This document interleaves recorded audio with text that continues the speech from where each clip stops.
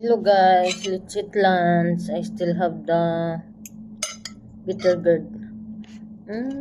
I'll try the spam. This winner food.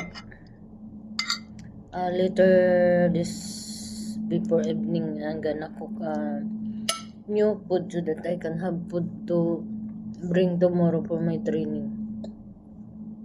I'll buy vegetables. I'm gonna cook vegetables.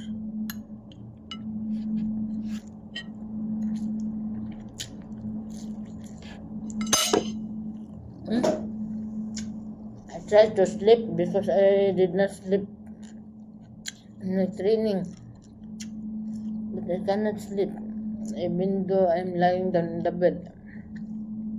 That's why my eyes is